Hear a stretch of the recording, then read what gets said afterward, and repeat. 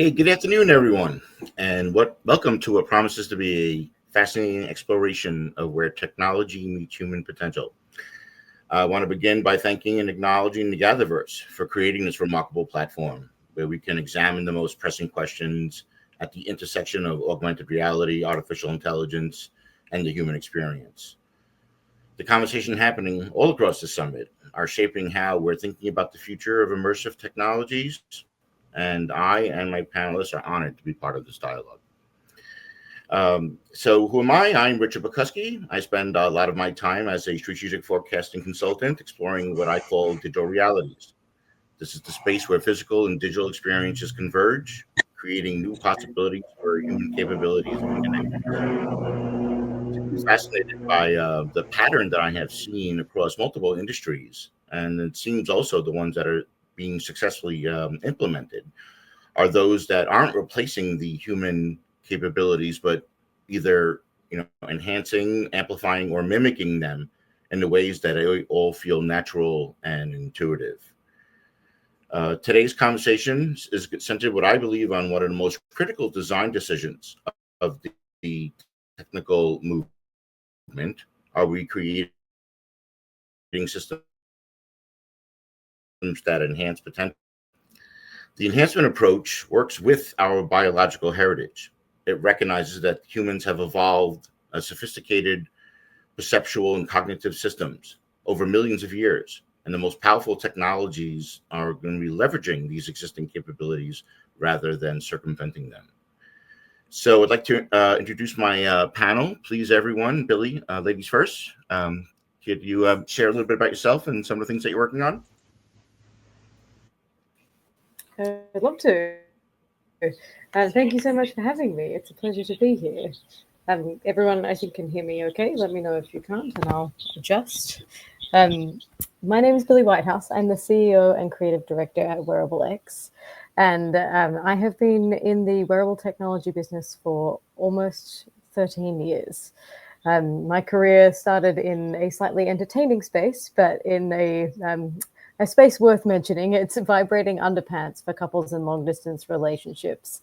I made a product called Funderwear back in 2011 and 12, and then took that over to China in 2013, 14, and then eventually I came over to the US, where I have been really focused on how we build clothing empowered by haptic feedback, so that we can go beyond just measuring and understanding the data that happens from the body, but really enhancing our experience, creating real-time actionable insights through haptics on the body. And what that looks like in its current state is a pair of yoga pants that can measure your posture and actually provide vibrational feedback on the body to guide you into each pose. This is paired with a smartphone app so that you connect via Bluetooth, and it gives you audio instructions and evaluates your posture using the IMUs in the actual pants themselves. This is washable, this is dryable. I've had it in the market for several years, and I'm excited to explore this panel with you all. Great. Tom? Hey, everyone. I'm Tom Zarega from Magnetic 3D. Great to be here with you. Thanks so much for inviting me to the panel, Richard. A little bit about Magnetic 3D. We are a glasses-free 3D technology company. We got into the market about 15 years ago, developing a digital signage network that started in malls. So we were very early to the digital signage space, and became enamored with 3D technology and where the future would take us. I think I was inspired a lot by science fiction movies of the 80s and perhaps was a little early to market with some of our technologies. But lo and behold, we have some amazing tech that is on the verge of holographic 3D, if you will, in terms of the experience, with lots of displays of different sizes that are all 4K. And the display is really a means to an end in terms of bringing XR technology to the forefront and removing the barrier to entry and the friction between the viewer and their experience of having to put on the headset to experience the 3D content. So I'm excited to be here amongst the panel and talk about all of the different exciting use cases of human-centered digital realities, and just look forward to chatting with you all. Great. Greg? Hello, everyone.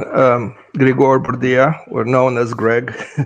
I am an old-timer in the area of virtual reality. And 33 years ago, I patented the first haptic glove because I understood that it was a missing sensorial channel. My philosophy is that we have to make interaction natural so the user is productive in VR. And later on in my career, I got preoccupied with solving some of the unmet medical societal needs, first in the area of remote therapy, remote rehab. I worked with Stanford on the first cross United States tele-rehab using VR and gamification. Later on, I said, okay, we have to do something about the Alzheimer's epidemic and let the patient train at home without a clinician, but using the full power of VR and interfaces. And like you, Richard, I'm of the philosophy that this technology should not necessarily replace the human, but empowering. We all know we have very little clinical help and for the need that exists and will grow. So that's I call this virtual rehabilitation. And through these decades of work, I decided to write some books because they were missing. This is my last one, latest one, I should say, not last. Virtual reality technology. I'll be talking about it later today. Thank you. Great. Will?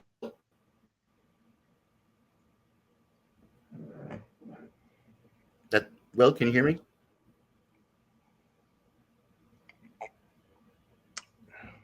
Whenever you're ready. I think we might be having some. I can hear you. I don't know what's going on there. Okay. Can you hear me? Okay. Yeah. For some reason, it wasn't picking up. I can now. Yes.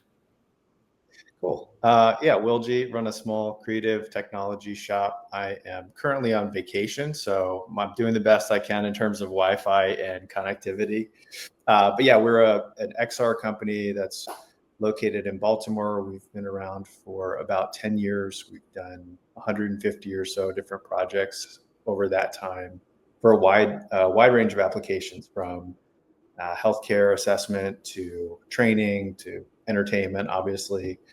It really grew. This company grew out of some work that my co-founder and I had been doing at our previous company, where we built a VR training tool for the NFL back in 2005. So got a pretty early, not as far back as Greg certainly, but pretty early look into that technology space, and specifically the application of training and learning, which we're really excited about. So yeah, these days we're working on everything from mobile AR to big AI-powered mirror installations and sort of everything in between. So thrilled to be here and having a conversation with you all.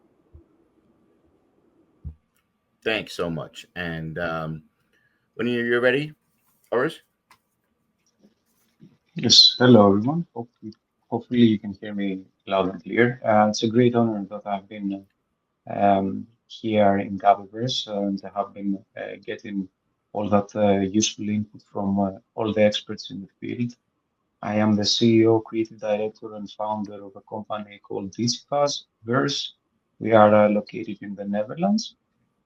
And I have been exploring the XR domain for a couple of years due to my background from biosystems engineering combined with IT from Wageningen University Research, which is considered one of the greatest and high-ranked agricultural universities in the Netherlands. So currently, I've been exploring the domain of gamification for various sectors: agriculture, healthcare, education, and art. And my research has been focused in the gamification of cross-variety sectors, the multidisciplinary cross-collaboration, and also the digitization of the pharmaceutical cannabis industry.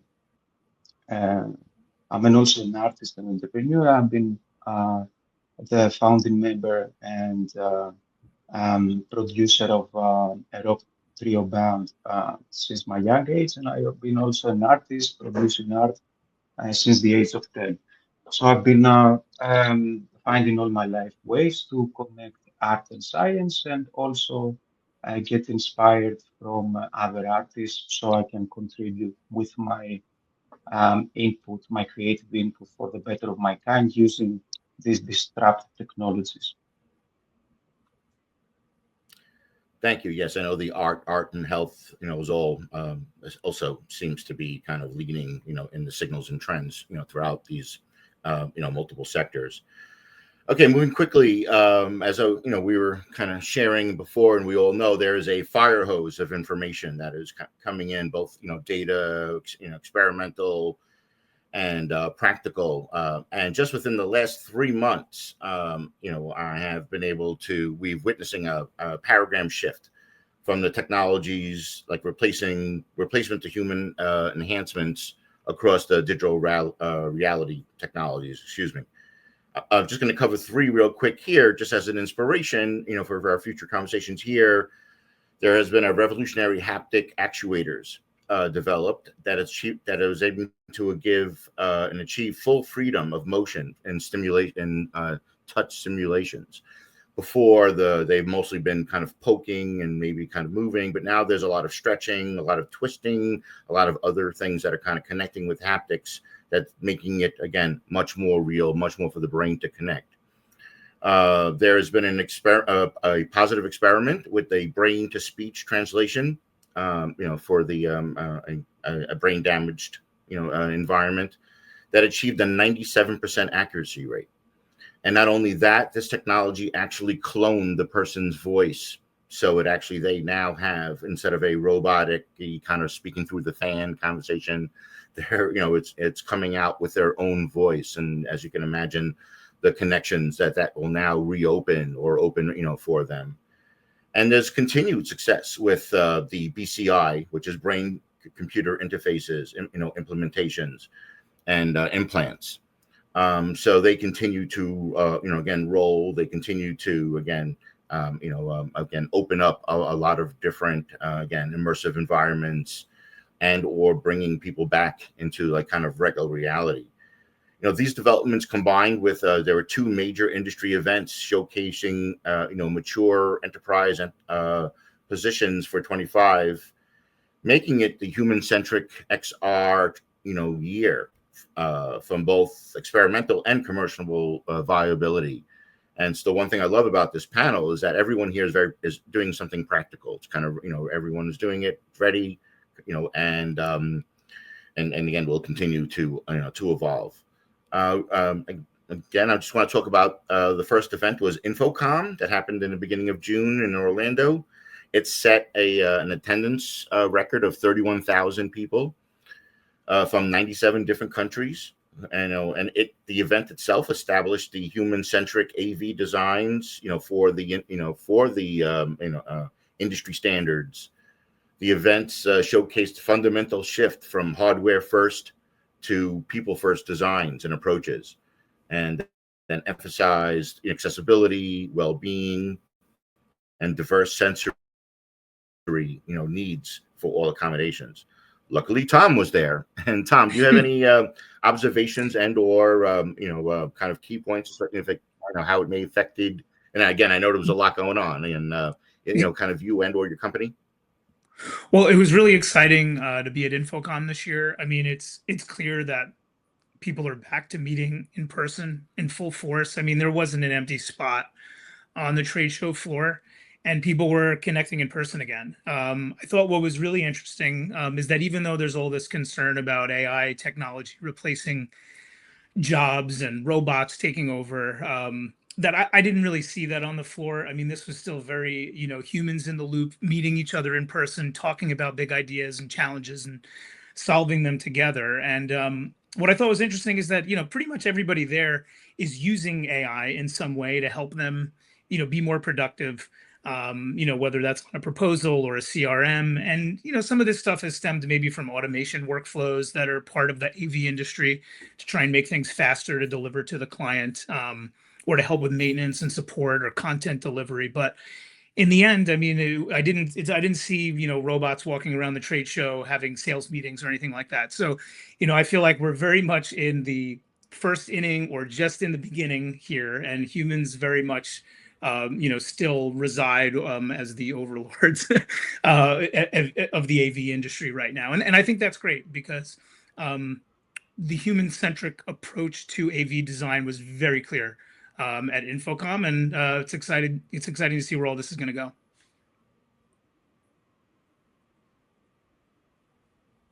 Thank you very much. We also had AWE, USA, and at Long Beach that drew about 6,000 attendees, and with XR going mainstream as its central theme. XR, AI, convergence dominated all of the discussions, with enterprise applications representing about 71% of the market that's driving these practical implementations kind of across multiple industries. Luckily, we had Will, who was there. And so, Will, can you share your kind of perspective or something that, kind of caught your eye, that you would like to share with the universe? Yeah, no.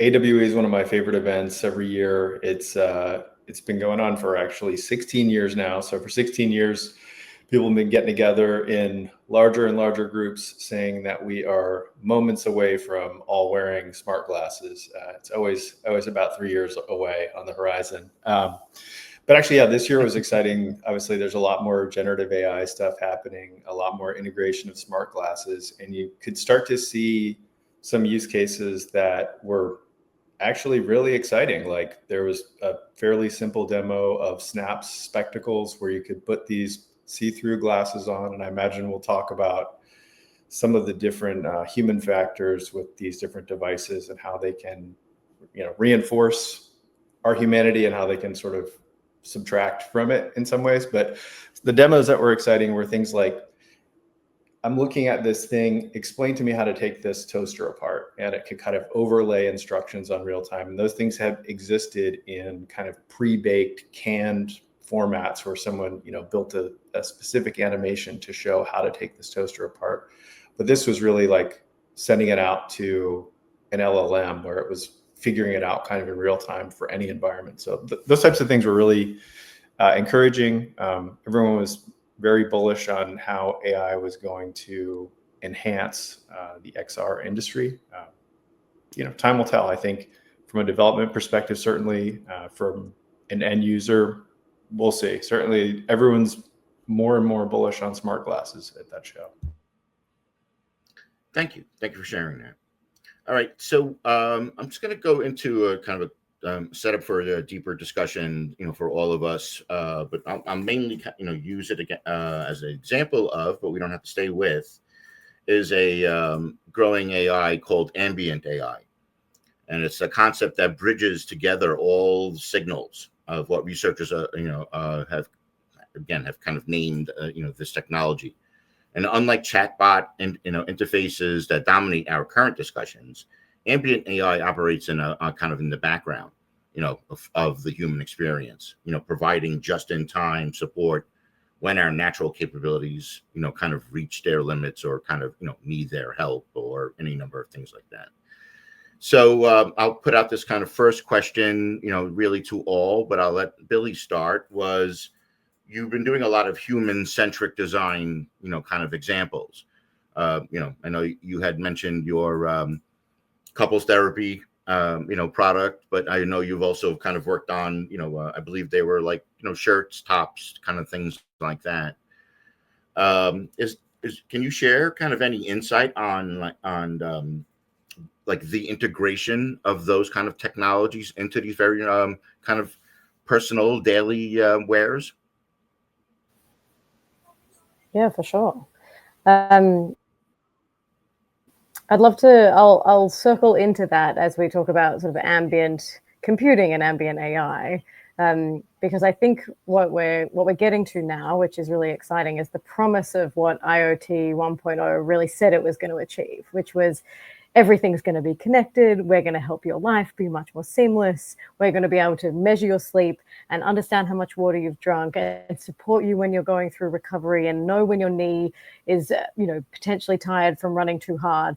But the reality was, with traditional machine learning, all of these things were very separate, and it took a huge amount of data for us to train for those very specific, unique moments. If we were measuring sleep, or if we were measuring the knee rotation, or if we were measuring, how athletic your performance was when you're on a bicycle, they were all very specific tasks, and they took a large amount of data. But with this ambient computing, or physical AI, as at least one company that I'm very excited about has coined it, it's very much a foundation model platform that has this contextual awareness. So it's multiple different data sets that can be fused together, and that take a whole lot less data to actually understand what's going on in a very easy and simple way that you can query in a natural language. So that, to me, I think is this like big moment where we've gone from what was possible with traditional machine learning tactics to what is possible now with a foundation model approach, or with, generative AI in the physical world. And that, to me, is where I think this really exciting new wave of technologies is coming, where we can have multiple different data sets fused together to have that contextual awareness of what's really going on with our bodies. And my focus has always been on the body. I'm a fashion designer by trade, actually. I just sort of fell into designing with electronics. And so as a fashion designer, you really have to think about the shapes, the movements, how the body stretches, what fabrics are needed to design for those parts of the bodies, and for, let's call it, for whatever performance you're trying to actually achieve. Which means that you come at it from a lens of, okay, here is what the body does, and then what can we add to that to understand the body a little bit differently. So that's at least like my starting point is, start with the body first, add the layers to understand what you're trying to seek out about the body. For me, that's really looked like working in the lower back pain space, where we've done some early pilot studies for people who are suffering from lower back pain, and asked them to perform several different yoga poses that would use their slow twitch muscles, but that ultimately they didn't necessarily know when they were going home from the physical therapy, from the physical therapist's lab, if they were doing it correctly. So we gave them a pair of our yoga pants. They were able to validate that they were doing these exercises correctly. And we actually saw a average of 16% decrease in pain for those lower back pain patients. So that is at least the starting point for me. Thank you. Yes, I know actually some of our panelists are in either like an art therapy, brain therapy, and specifically, in the either Alzheimer's or Parkinson's and stuff. So, Greg, I thought this might be a great place for you to kind of come in and either discussions either on how do you feel about, like, I guess either on the haptic levels, or maybe kind of share a little bit more about like some of the work that you've been doing again in this kind of rehab kind of position, and some of the tool sets that either you've been using or recommending, or we'll get a little future vision in later on in the chat. Yeah, I think it's important, especially for a technologist audience, to understand that the clinical place where you want to use a product is totally different. In my experience, using, for example, my students at Rutgers, who tend to create beautiful interactive scenes, which tend to be overwhelming for somebody who is cognitively impacted. So it's not going to be used. So what it's actually appropriate in a clinical setting may be completely different than a PlayStation scene, for example. We are not to use explosions, for example, unless we trigger some seizures, which happens in some population, etc., etc. So yeah, so how do we solve this? The lack of knowledge within the programmer, the game programmer, or the engineer of what is really needed. You have to co-design. So you asked about my experience. What I learned early is I have to co-opt therapists and check my sketches with them and say, Does this make sense? Does it not make sense? Is it good? Is it not good?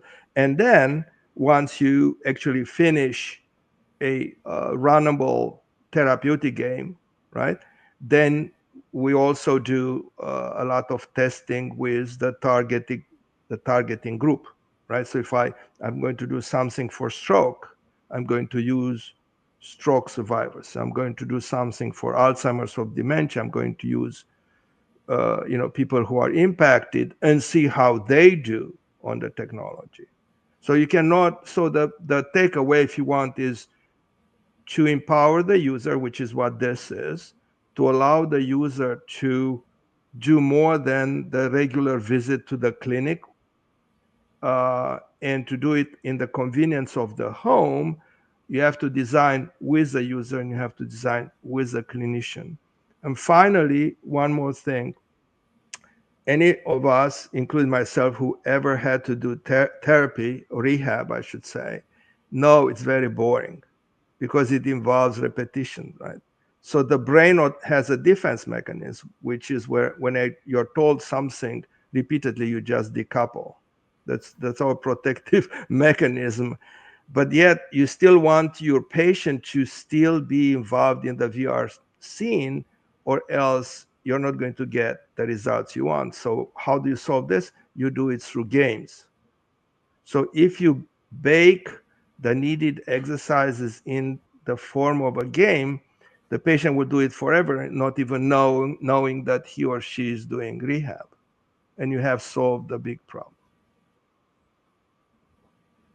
And one of the things that came out of a lot of the InfoComm was that many of the or a lot of these therapeutic platforms are starting to get approval from insurance companies, and so that will again open up, or again continue, or let's say crack further the abilities to kind of get more practical, more measurable, opportunities for scientists and fundraisers and gather people, to continue to push, the envelope in this. We can kind of go into a lot of different ways here. I do want to kind of stay within gaming, but Tom, I'd like to ask you when it comes to the immersive experience.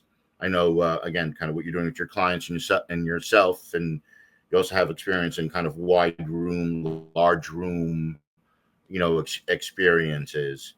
How do you see that kind of, again, we don't have to get into ambient, but can you share on, like, again, any learnings or best practices that you've seen when it comes to these very large, very intensive, experiences and creatives?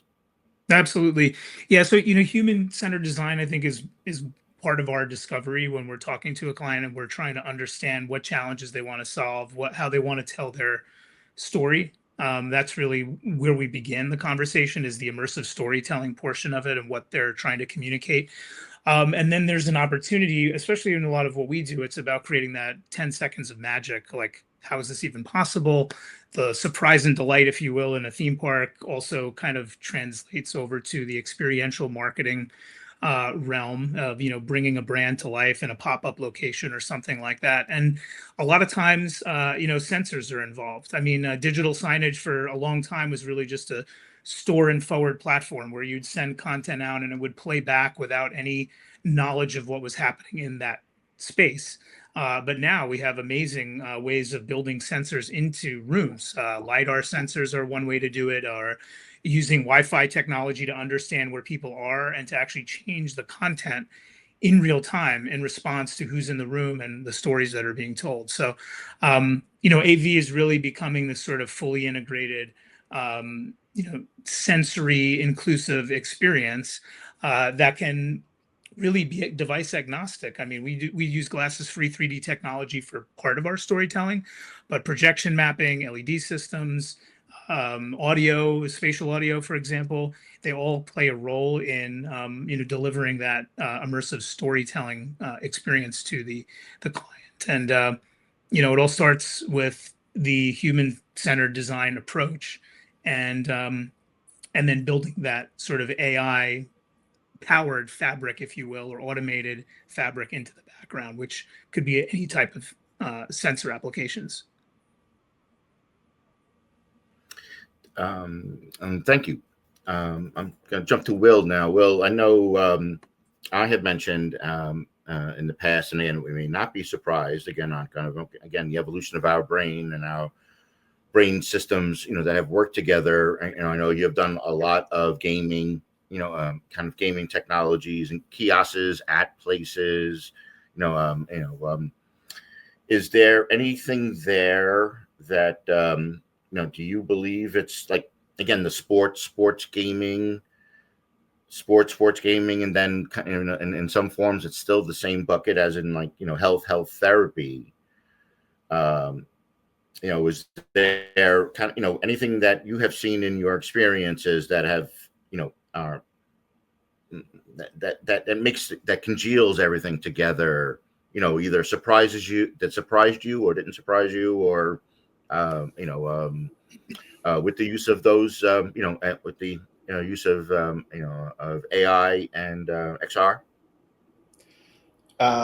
Yeah, that's I mean, we've been at this for a long time. Again, 10 years of this company, but my partner and I have been collaborating going back to about 28 years to the game industry. And one of the things that we've seen that's sort of a common thread is interfaces. They just have to be very intuitive. They have to be easy to pick up. It's like a video, back in the gaming industry, it was like, no one's going to read the manual. It has to just work. They have to figure it out. And we had the same kind of thing when we got into training. Our clients were very busy. NFL coaches, during the season, they're barely having a chance to see their family. And so giving them another like cognitive load of learning some new piece of software is just a non-starter. And so I'd say the common thread in designing all those things is ease of access, which is kind of a generic blanket term, but I think where AI is starting to come in is it does feel like that. And I'm going to take a step back. I feel like AI is such an all-encompassing term for two letters that it covers, things from image generation to translation between languages and all these different use cases, which, are completely, they're completely different. But I think one of the uses of that kind of generative AI transformer LLM type of technology is simplifying interfaces. And I think you could have just sort of speaking in natural language and having things a little bit more taken care of behind the scenes. Got it. So again, working with what's working already for us. Did you ever see anyone get lost in any of these games? Or I don't mean like lost like permanently, but let's see their passion levels of increase a bit. Like stuck inside the machine. No, I think we always do. I mean, I think that's part of testing and development. That's the most humbling moment when you put something that you built that you think is super intuitive in contact with real users, real people, and they struggle with some aspect of it. And that's really where you can learn the most. And I think one of the challenges is it's really hard to solve some of those problems on a whiteboard. You have to sort of put it out into the real world and sort of learn and see. Sometimes it can be surprising what works versus, what you would think. So yes, seen people get lost. I have a question now for Oris. Oris, I know you have a engineering background, but it has, and again, taken some turns, and kind of interesting both into the art world. Again, not surprised if we're focusing on human-centric.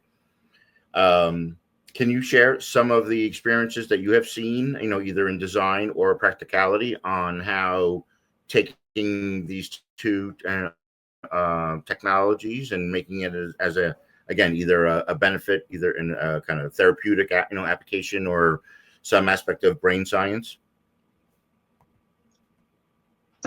Yes, during my research at Wageningen University in research, we were introducing gaming in young students. And one of the, let's say, interactive processes of trying to bridge that gap in the technological acceptance was to showcase in students the power of such disruptive technologies by performing a virtual meditation live on site on the class, and while having BCI on my head from emotive actually, and they could see actually what was the real effect of these therapeutic applications that they can be introduced in many type of let's say medical situations, and they can have a real healing potential. But also a lot of projects that um, uh, they have been accomplished during my XR journey. One of the latest projects that I was involved in was blending food tech technology, but also AI. Was a game that we have developed in collaboration with Carnegie and StartLife and other stakeholders, Rabobank, Food Valley, and that was adopting scientific data, the food systems approach, and we have gamified a concept that combines interactive storytelling, time traveling, and democratizes the voting of the future of our global food systems. So that was a concept that combines art, tech, and real sustainability issues that can be addressed globally during this geopolitical crisis that we are all facing. And they might have major impact in our food and in general in our lives. Uh, Art has always been my way of expressing myself, and I have been developing art both physically but also digitally. And during the publications that they are open source, because I really believe that having open source publications and generally providing to the ecosystem and knowledge is the only way to have societal progress by adopting this type of technologies. And we have been exploring also the integration of generative AI as a virtual storytellers in virtual galleries that they can be also used for virtual trips of vulnerable teams that they are diverse in their brain cognition, or they are not capable of traveling physically. So the intersection of art and technology can have multiple applicabilities, and moreover, to add on the previous topics that you have been addressing regarding the wearables and how we can be utilized in neurodegenerative diseases that they have impact on the motor functions. I see the applicability of ambient AI and the use of biomarkers or other biosensors providing us useful input for other phyto-based therapies that they can be also be utilized for the treatment and of these vulnerable groups. Again, fascinating, fascinating. I think we're going to have something like 5 minutes or so left. So I'm going to kind of jump into the kind of future looking, connecting the dots, and the dots that we even kind of have seen here. I'll kind of go with Billy. Billy, I know you've been working on and even kind of judging individual pieces or let's just say two-way communications between two people. Can you see a grander vision? And this is almost going to be like a question to really to everyone on how we can take these. And again, this could be foresight, future thinking on how we can take the technologies that you've been working with on a kind of, again, either community level or city level basis. For sure. I'll start with something that that we've worked on in the past, and then we can zoom out and go from a future-looking perspective. But even to begin with, in the early days of working on NADIX, the yoga system, we actually had a feature where the teacher could then send out vibrations to everyone in the class. So to instruct how everyone should be moving into the posture. We didn't launch that feature because it could be taken a little bit strangely, but we certainly tested it that way. And in a similar vein, one of the products we worked on early days was a fan jersey that was connected to live sports data, so that all fans of any sports team in this particular scenario, it started with AFL in Australia, and then we moved it over here for Super Bowl, and then we even took it to UEFA in Europe. So you could connect to your favorite team via the app, and then you would feel what that team was going through live as you were watching the game. And this was for a large audience of fans. In fact, we did some really interesting tests with Manchester City, and this was with their under-16s team, where we would play a game where they were playing, but we would play the vibrations of what was happening to the game back to the players in a way to learn how that was particularly feeling for them, what they might be able to do better. And we would play a game of memory, often where we'd close their eyes after they'd watched it once and felt it once. And we would say, okay, now based on that vibrational sequence, what just happened in the game? And kids under 16 would get it right first time, every time. When we did that same test with adults, it took them a couple more times to actually get to understand those vibrational sequences. So it's really interesting that I think as we go through life, we become a little bit numb to our own senses. And so haptics as a design tool actually can ask you to sort of listen again back to your body, and certainly be part of a collective experience of someone sending out vibrations. Sounds more hippie than it's really meant to. But sending out haptic sensations is probably a better terminology. Yeah, I'm sorry. I was going to zoom out into like where this is going in a longer term perspective. Yeah, in the longer term, I think ultimately designing for the human experience, meaning studying the human experience. And we are humans, as we said, who are so excited to connect in person again at all these events that you've been to this year. Ultimately, we want to connect with each other, with ourselves, and with the environment around us. And those three pillars have really been at the center of what we've been trying to achieve at WearableX. Very exciting. I look forward to that day where I and my entire team nation are all buzzing at the same frequencies. I guess either Greg or do you when it comes to again trying to keep in the group kind of group vision, group environment, either in something that we would kind of either do together as a family, maybe work teams, work groups, I mean, one, if there's kind of something like that, but again, I have seen again a lot of visions and kind of forecasting where families, let's just say, are involved in, therapy, both in psychotherapy and, kind of in physical therapy, on how they can kind of get involved, either to, again, some wearable or, kind of uploaded kind of thing, where there is some kind of perception failure or maybe a way for your community to help you, stimulate you. Can you see something like that? Is there something like that already kind of going? You want me to answer? Please. Okay.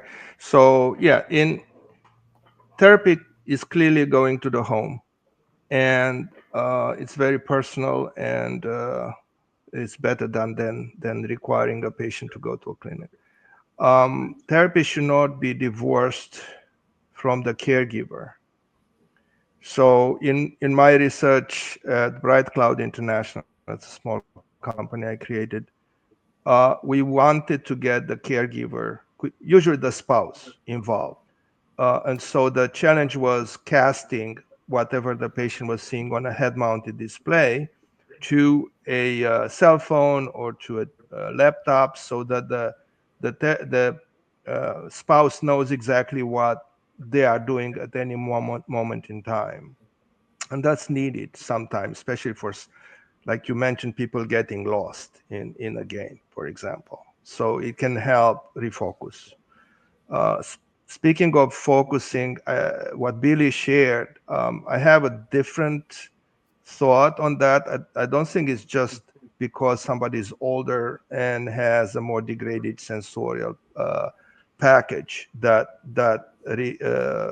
created a situation where they had to be presented this repeatedly. I think it's also psychological, because in other domains, military, for example, where you test your simulation with an admiral and you test it with the lowest grade sailor, and sometimes the sailor is doing better than the admiral because the sailor is more pays attention to the task and the admiral is more, yeah, I know this, I'm an expert in the field and don't bother me, I'm busy.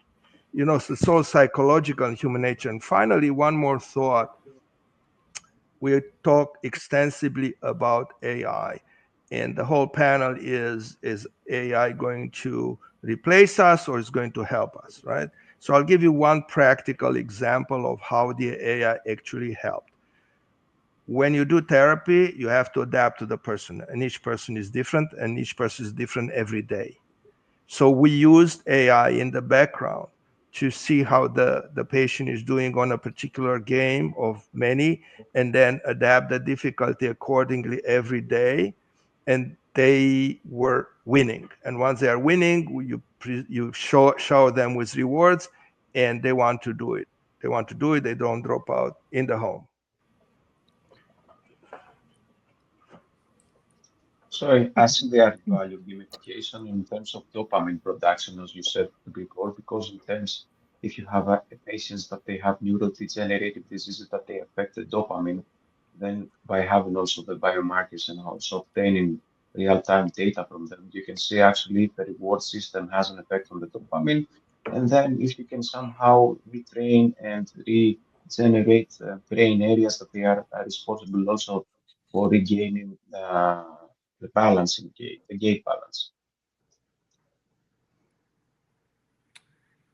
I was just going to say, Greg, I'm glad you brought up how AI and swung it back around, how AI is going to augment some of these experiences. And I think I could just add, Richard, especially with this slide still up on the screen. We over the last 5 years, we had to work with a lot of 3D technology, and everything had to be created from the ground up, and it was very time consuming to do it. And what we're seeing now is that AI technology is going to make things really fast, real time. Like as Greg pointed out, it can adapt and change the game, can change the content, the experience.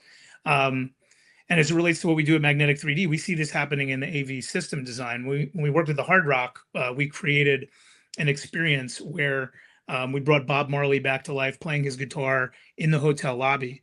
Now that technology could actually be a real avatar that you can have a conversation with, that can actually have emotion, and it could be any character that you want it to be. So it could be used for experiences, it could be used for customer service. I think what we're going to see is this next gen of displays that are out in the marketplace, and that's going to be really exciting to see how that and AI overlap with one another. It looks like Russell's jumping in here, so I noticed Richard has disappeared, so I'm just jumping in as a temporary replacement, if you know what I mean. Like Richard's avatar. We called up the AI, and here you are. Yeah, that was a hard stop. Yeah, I'm the substitute that comes onto the football pitch. When he just gets subbed on very quickly. It was perfect timing, honestly. But yeah, just to kind of just finish things and round things up. So I want to just end things on just quickly, like 30 seconds from each of you on your thoughts on human-centered digital realities where technology enhances rather than replaces. Just a quick 30 seconds from each of you. What your thoughts are. What your thoughts from this conversation that we've had today for this roundtable, and then we'll finish things up on that, and then we'll jump over to finishing the day off. So we'll head over to you first, Tom, and then we'll go to Billy, Orestes, Greg, and then Will. Sure. Awesome. Well, look, I think we're at the very beginning stages of how AI is playing into the whole human-centered reality. I don't think that we're in any jeopardy of AI taking over. It's really used as a tool to help support creatives in building amazing experiences. And I think just in general, you focus on the customer and the problem you're trying to solve, and you work backwards, and you use an AI tool to help you get there. I think that's still going to be a theme that carries forward quite a bit here and into the future. Billy, what are your thoughts on the roundtable discussion?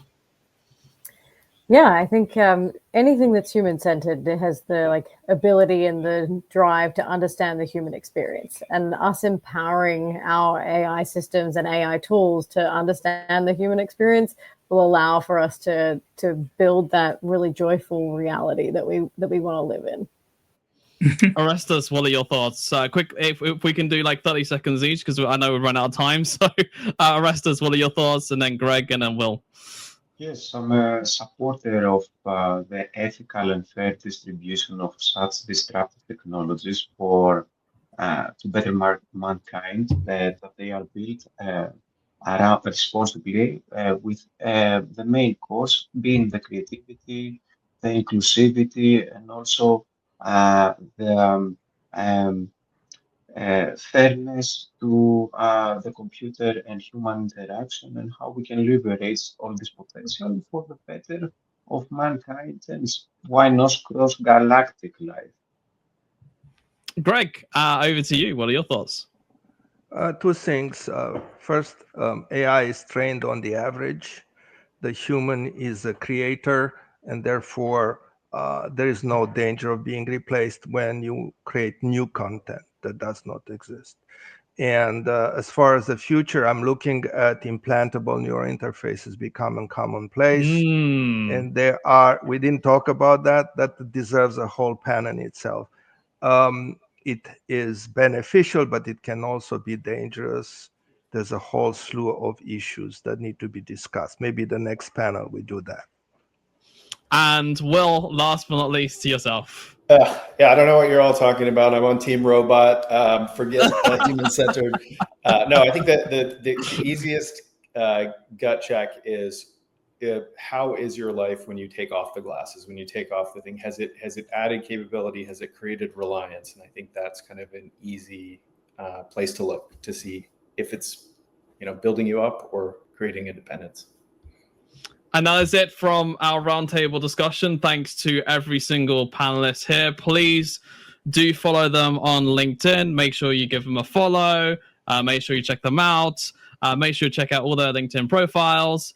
And that is it from roundtable discussion. And up next, we have Christopher Lafayette, the founder of GatherVerse, and he'll be finishing up things off for XREvolve Summit 2020-2025. That is it from me. I will see you guys soon. Thank you very much, panelists. Bye. Thank you. Bye. Bye. Thank you. Thank you.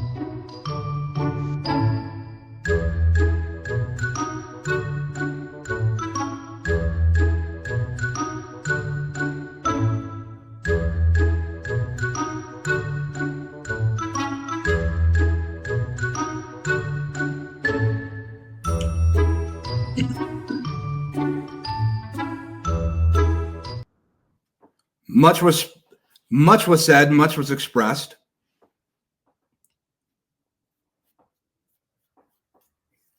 When you think about the human-centered composition of artificial intelligence, yes, artificial intelligence, not in the sense of anthropomorphizing. We use that word so loosely. When you think about where we're headed, not years from now, perhaps not even next year, when it comes to the throes of hyperscale at the intersection of extended reality and artificial intelligence. We're the last generation to build at such a capacity of human concentrated focus on the corpus. We will never know a time like this again. The generations to come will have the collaborative decision-making with machines, emotional and social learning with machines, and ethical decision making with machines. We'll never see this high impact, concentrated focus of human innovation and ingenuity for the rest of our days. Never again. The whole meaning of Startup Foundation comes into question. The whole meaning of, have we reached to a chapter that was supposed to be done some time ago, and now we're to be writing new books, new ways forward. Some say it's multiplanetary. Some say it's spending more time in addressing the inconsistency or dealing with the challenges that are in this world that we've yet to overcome. In a world that has become increasingly innovative, incredible and spectacular ideas, war is still here. And not only is the theater of war here, but the ingenuity of war has arrived. Robots and drones, people are still hungry, bills aren't getting paid.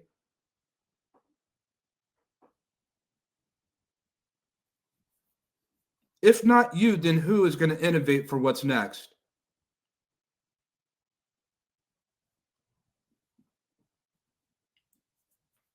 I think about the opportunities that we have, and at some point, we all need to make a decision. How do you spend the time that's given when it comes to your contributions of innovation here on this planet called Earth? What will you do with the time that's given? Will it only be for self, or will it be for the service of others? I'm not saying don't chop wood. I know all about that. Chop wood. And chop wood we will. But my goodness, in the process of chopping wood to build your home, spare a little wood for someone else. A little bit of wood for their fire, a little bit of wood for their rooftop. If we're going to extend reality, then we must bring reality with it.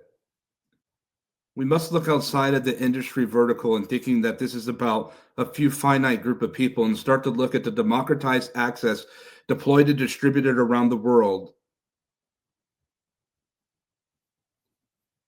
That there are about to be so many more people and professionals, I'm talking to you, there's about to be so many people that inherit these technologies, these sciences in the hands that are really wild.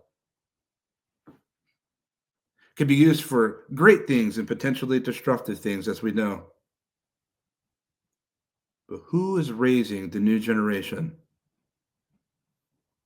Is it us or the machines? This is our 32nd Global Summit. We have not run out of steam. We have not run out of gas. It still feels new. But I challenge you. Lend your voice and share your voice with those that would hear it. Let them know the coming wave that's upon us. Guide them.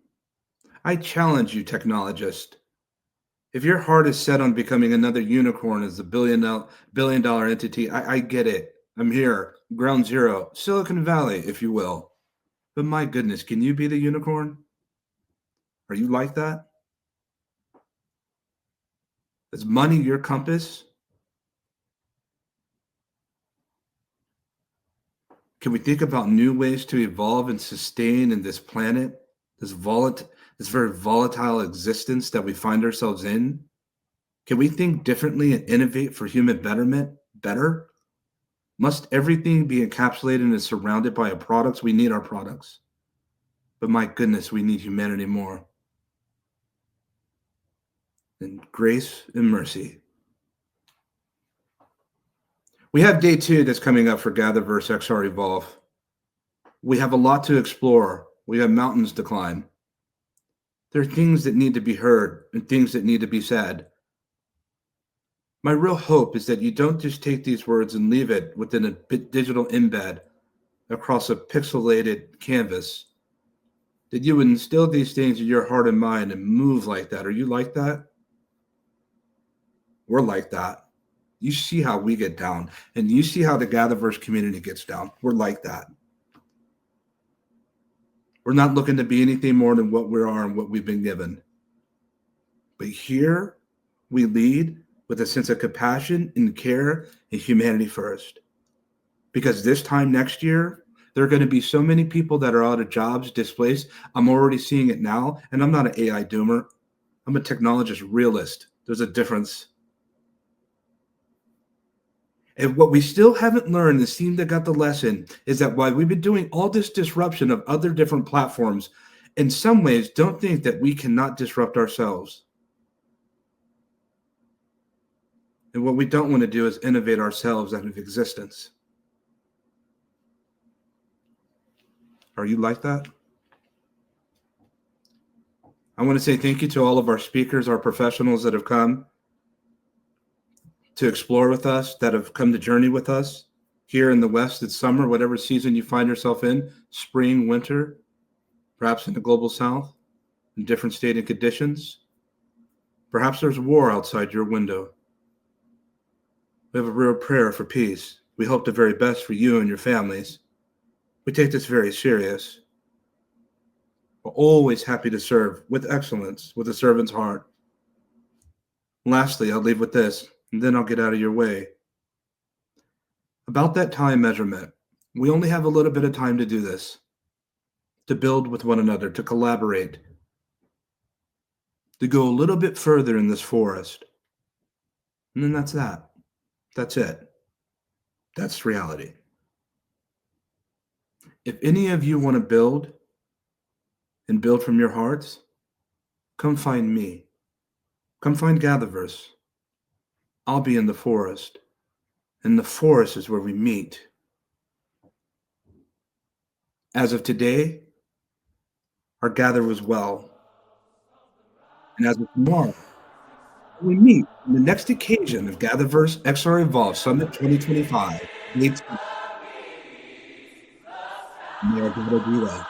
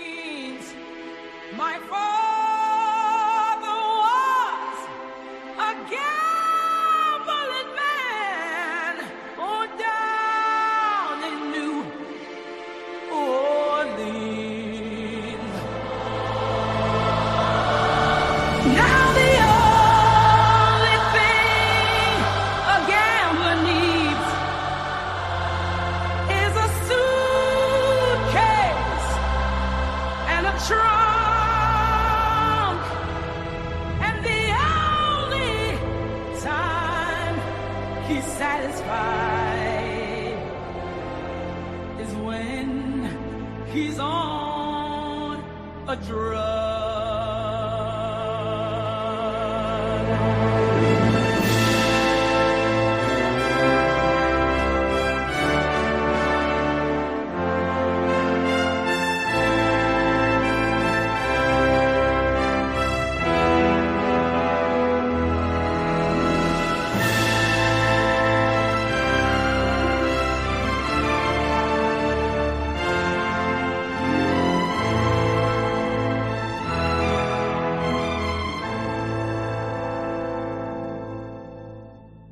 Mothers, tell your children not to do what I have done.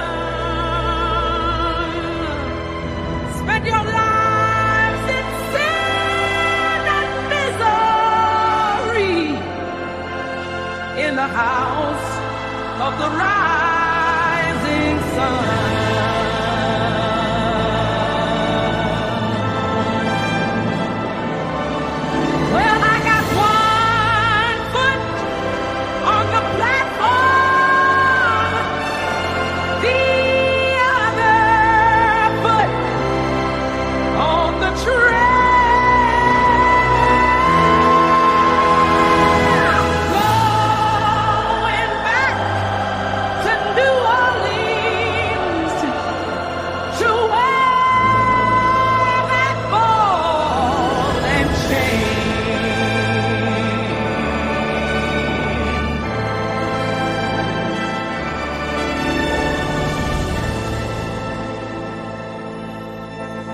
there is a house in New Orleans they call the Rising Sun, and it's been the ruin of many a poor boy, and God